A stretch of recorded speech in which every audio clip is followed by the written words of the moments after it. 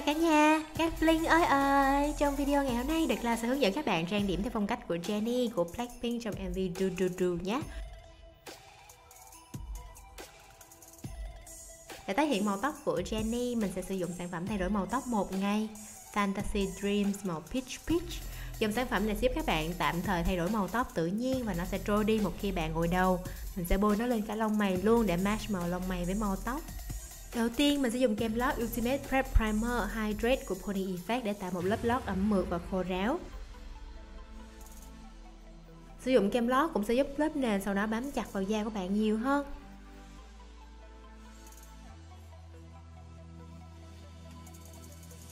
Với kiểu mắt của Jennie, mình sẽ dùng bảng màu Overtake của 3CE. Đánh base mắt bằng màu hồng nâu lì, mình sẽ dùng ngón tay để thoa đều màu này lên 2/3 độ cao bầu mắt.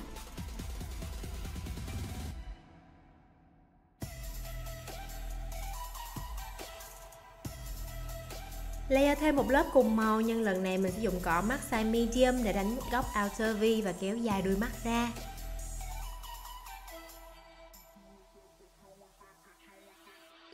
Sử dụng màu hồng đất ngọc trai, mình sẽ dùng màu này để làm màu chuyển cho outer V và inner V của mắt, giúp cho hốc mắt nhìn sâu hơn. Vì đôi mắt của Jennie có dạng như hình cánh bướm và thuôn dài rất độc đáo, nên mình cũng sẽ cố gắng kéo dài hình dạng mắt của mình ra bằng cách nhấn đậm hơn phần góc trong và góc ngoài của mắt.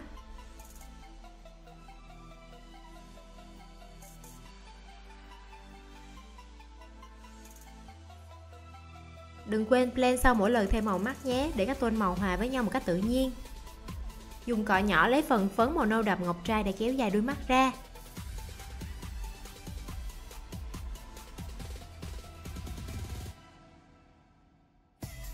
Sau đó các bạn nhớ dùng một chiếc cọ fluffy brush để tán màu nhạt dần lên trên về phía xương chân mày. Các bạn có thể chấm cọ vào màu chuyển lúc nãy để tán đè lên trên màu nâu đậm nhất để giúp tạo thành đôi mắt khói tự nhiên và tán đến khi không còn ranh giới rõ rệt giữa các màu nữa. Bây giờ mình sẽ dùng thêm màu hồng cam nhũ lên trên màu nâu lúc nãy vào góc mắt trong cũng như là 2/3 mí dưới.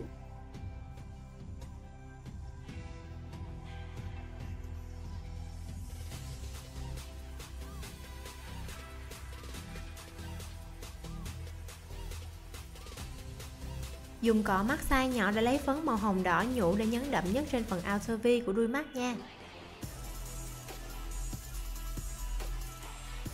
Ở mi mắt dưới, các bạn hãy kéo phấn mắt thành ra một đường kẻ dài và song song với mí mắt trên. Điều này sẽ tạo cho mắt hình dạng như đôi cánh bướm. Nhấn màu hồng đỏ này ở góc mắt trong nữa nha. Bây giờ hãy chấm màu hồng nhũ champagne lên đỉnh cao nhất của mí mắt trên và chính giữa của mí mắt dưới.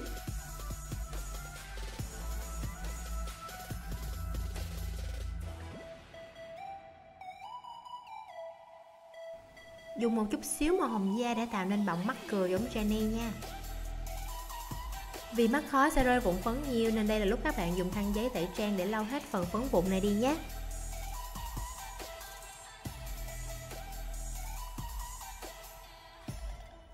Để kẻ mắt sắc sảo, mình sẽ dùng bút kẻ mắt nước Easy Pen Liner của 3CE màu Black. Dòng kẻ mắt này có thể an toàn sử dụng cho phần waterline và mình sẽ kẻ đường viền mí trên, giấu ở bên trong viền mí cho nét vẽ càng mỏng càng tốt. Cho mí dưới, các bạn cũng sẽ kẻ một đường viền mí kéo dài ra song song với mí trên, giống như chúng ta đánh phấn mắt vậy.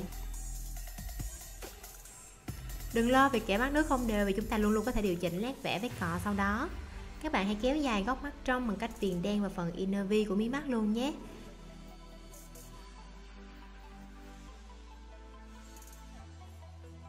Bây giờ thì chúng ta có thể đá đuôi mắt nhẹ nhàng lên một tí để tạo thành đôi mắt cáo quyến rũ của Jennie.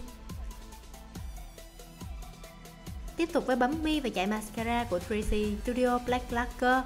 Phần lông mi Jennie được tạo hình một cách nhẹ nhàng và tự nhiên nên mình sẽ không sử dụng lông mi giả ở bước này. Nhưng nếu các bạn thích, mình có thể sử dụng một loại mi giả ngắn và mỏng tự nhiên nha.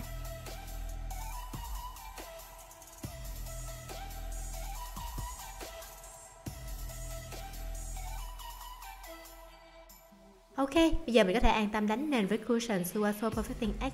Mình đang sử dụng tone 15 Light Pink. Vì phong cách trang điểm của K-pop luôn chú trọng về lớp nền tự nhiên nên mình sẽ giữ cho kem nền trông mỏng nhẹ và trẻ trung không nặng nề. Cushion có độ che phủ cao cộng với tinh chất dưỡng ẩm và chống lão hóa nên mình đã có thể hài lòng với lớp nền này và skip luôn bước che khuyết điểm.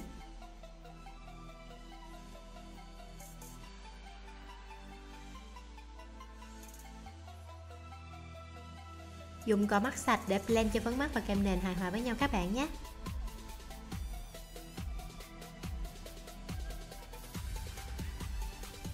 Kẻ chân mày với sản phẩm 3C Studio màu Caramel Brown. Bây giờ các bạn thấy chân mày của mình hơi bị hồng nhiều, nhưng sau khi kẻ và chải mascara mày màu nâu nhạt thì màu nâu chân mày sẽ trở thành màu nâu hồng giống như trong MV cả nhà nhé.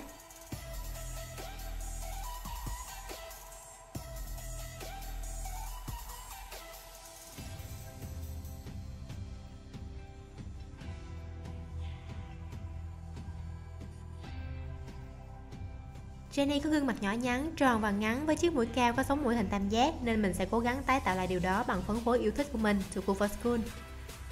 Đầu tiên mình sẽ vẽ cho đầu mũi cao hơn và sâu hơn ở hai bên cánh mũi. Dùng màu nâu ở chính giữa để tạo thành khối mũi sâu và dùng màu nâu nhạt nhất để tán màu khối loang ra tự nhiên.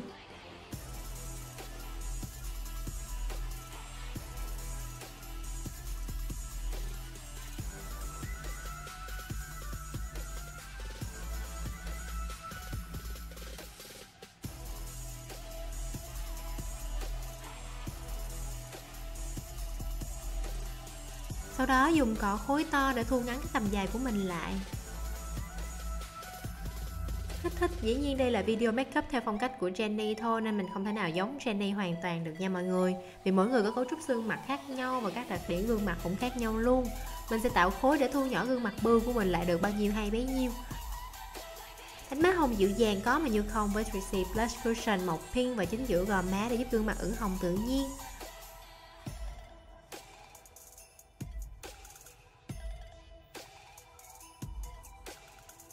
Sau đó tạo độ 3D cho má hồng bằng cách phối thêm màu hồng đất Mono Pink thành vòng tròn xung quanh chỗ chúng ta vừa đánh má hồng lúc nãy.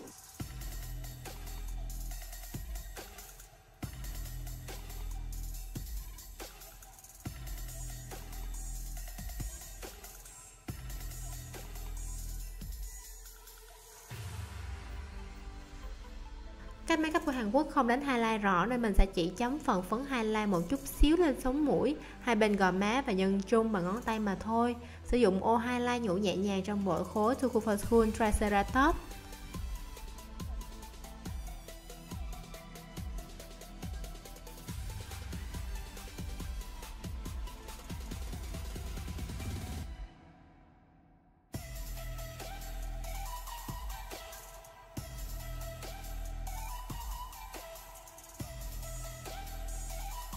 Trang điểm môi với son môi Innisfree Vivid Cotton Ink màu số 7 và dùng ngón tay tán đều tạo lớp base màu hồng đào.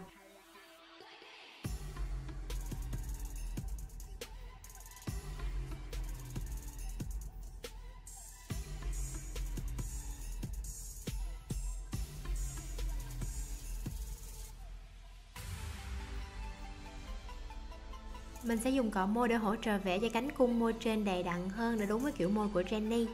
Trong MV, các thành viên của Blackpink rất hay dùng son màu hồng sen hoặc là màu hồng sữa, nhưng đây là các màu son mà mình rất ít khi sở hữu nhất, nên mình sẽ phối với son Body Effect Tint màu Lavish Fresh màu hồng sen neon.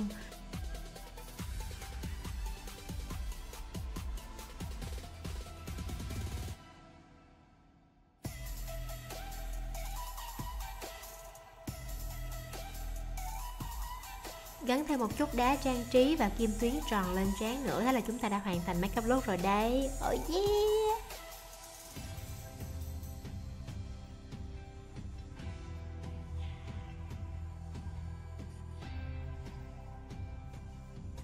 Các link để mua lightstick ủng hộ cho nhóm Blackpink chưa nào? Hãy comment bên dưới cho The Cloud biết nếu bạn đã sở hữu cây bút hường chớp dễ thương này nha. Nói thiệt đây là một trong những video cực và dài nhất The Cloud từng làm luôn đó, vì Jennie xinh quá xinh đi, thiệt sự mà khó trang điểm như giống cô nàng. Hãy ủng hộ The Cloud làm thêm nhiều video nữa bằng cách subscribe YouTube channel của mình và chia sẻ video cho bạn bè mình cùng xem nha. Chúc các bạn thành công.